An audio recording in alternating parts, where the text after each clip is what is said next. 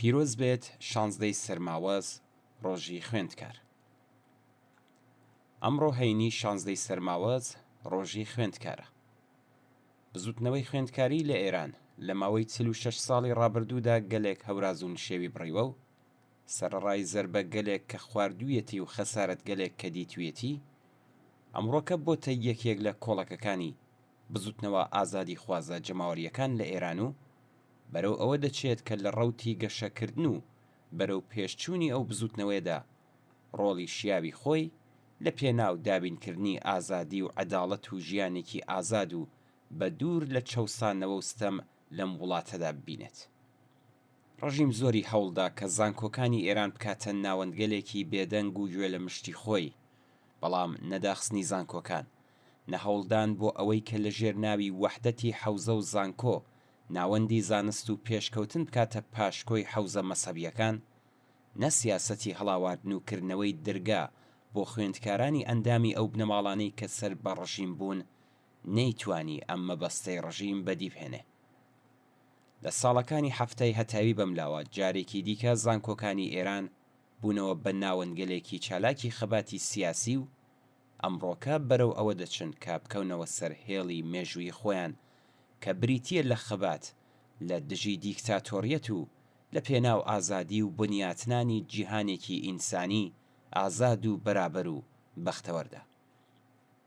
بزوتنەوەی خوێندکاری ئەگەرچی لە ئاکامی سەرکوتی توندی سەردەمی شەڕی ئێران و عێراق و کوشت و بڕی ساڵەکانی دەی شەستی هەتاوی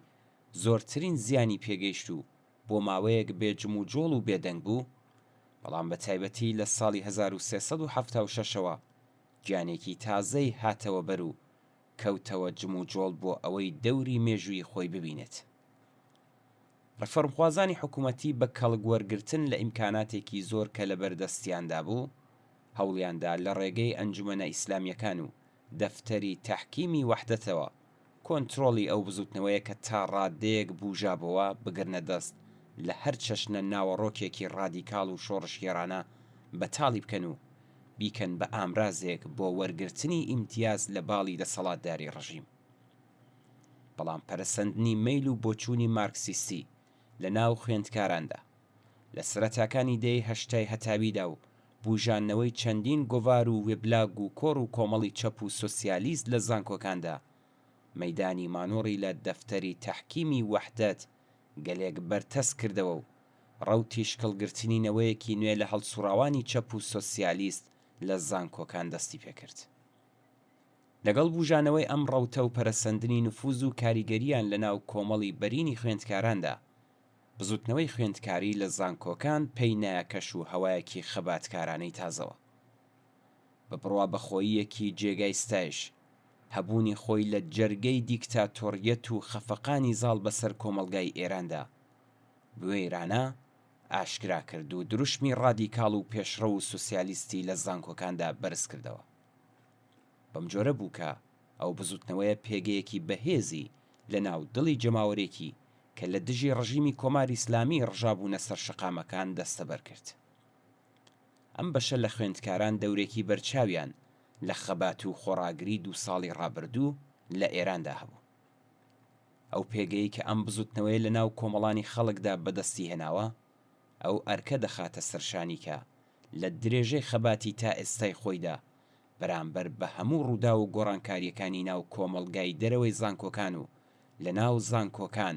بە شێوەی جددی و هەڵسوڕا و کاردانەوەی هەبێ و تێیاندا دەور ببینێت. ئەمڕۆکە 3.5 ملیۆن خوێندکاری لاوی پڕ لە شور و شەوق کە زۆربیان لە بنەماڵە هەژار و کەمداهات و کرێکاریەکانی ئەو وڵاتەن فێریەوە بوون کە نەک هەر بۆ دابینبوونی داخوازیەکانی پیشەیی و ڕۆژانی خۆیان لە زانکۆکان پێویستە لێبڕاوانە خەبات بکەن، بەڵکو لە هەمان کاتدا دەتوانن و پێویستە لە خەباتی جەماوەری و ئازادی خوازانەی کۆمەڵانی خەڵکیشدا دەور ببینن. بزوتنەوەی خوێندکاری پێویستە بۆ ئازادی خوێندکاران و مامۆستایانی زیندانی تێبکۆشێت. پێویستە دەنگی نەڕەزایەتی خۆی بەرامبەر بە بێبەشکردنی خوێندکارانی تێکۆشەر لە درێژەدان بە خوێندن بەرز بکاتەوە. لە دژی خانەنشینکردنی زۆرەملەی مامۆستایان و لە دژی بە پادگانیکردنی زانکۆکان ڕابوەستێ و بەڕاوەستان و خۆڕاگری خۆی سەرنج و پشتیوانی کۆمەلگا و بزوتنەوە کۆمەڵایەتیەکانی دیکە بەرەو لای داخوازیەکانی ڕابکێشێت. هەرێستا ژمارەیەکی زۆر مامۆستا و خوێندکار لە زیندانەکاندا بەسەر دەبن. ژمارەیەکی زۆر خوێندکار ئەستێرەدار کراون و خەریکن لە خوێندن بێبەشیان دەکەن، پەروەندەی کەهریزەک و ڕووداوی کوی دانشگا و هیتر بەسراون و ڕژیم گوێی خۆی لە بەدواداچوونیان خەواندووە. هێنانە گۆڕەی سەر لە نوێی هەمووی ئەمانە ئەرکی هەر ئێستای بزوتنەوەی خوێندکارانە. بزوتنەوەی خوێندکاری وەکو بزوتنەوەیکی ڕادیکاڵی کۆمەڵایەتی بە پشتبەستن بە پێگەیەک کە لە خەباتی 2 ساڵی ڕابردوودا بەدەستی هێناوە، ئەو ئەرکەی دەکەوێتە ئەستۆی کە هاوشان لەگەڵ هەر حەڕەکەتێکی ڕادیکاڵ و پێشڕەوی کۆمەڵایەتی بۆ کۆتایی هێنان بە نابەرابەری ژن و پیاو، بۆ جیایی دین لە دەوڵەت و لە فێرکردن و بارهێنان، بۆ دەستەبەرکردنی خوێندنی بە خۆڕایی لە هەموو ئاستێکدا، بۆ دابینبوونی ئازادی ڕادەربڕین، بیر و باوەڕ و چاپەمەنی و هیتر بەبێ هیچ شەرت و مەرجێک تێبکۆشێت. بزوتنەوەی خوێندکاری سەرەڕای هەر جێگە و پێگە و قورساییەکیش کە هەیبێت، بەبێ هاو ئاهەنگی و هاودەنگی لەگەڵ بزوتنەوە کۆمەڵایەتیەکانی دیکە ناتوانێت دەوری کاریگەری خۆی لەو بوارانەدا بنوێنێ. لەم ناوەدا بە تواناترین بزوتنەوەیەکی کە بە شێوەیەکی سروشتی دەتوانێت هەم لە مەیدانی خەباتی سیاسی و کۆمەڵایەتیدا و هەم تەنانەت بۆ دابینبوونی داخوازیە پیشەییەکانی خوێندکارانیش یارمەتیدەر و پشتیوانیان بێت، بریتیە لە بزوتنەوەی کرێکاری. بزوتنەوەی خوێندکاران وەک بزوتنەوەیەکی کە کۆمەڵێکی بەرین لە خوێندکارانی پڕ لە شور و شەوقی ئەو وڵاتەی گرتوۆتە بەر، پێویستە ئاڵا هەڵگری یەکێتی ئەو ئینسانە تێکۆشەر ئازادی خواز بە دەرەبەست و یەکسانی خوازانە بێت کە ئاواتی بەختەوەری و ئاسوودەیی و ڕزگاربوونی ئینسان لە هەر چەشنەستەم و چەوسانەوەیەکیان لە دڵدایە.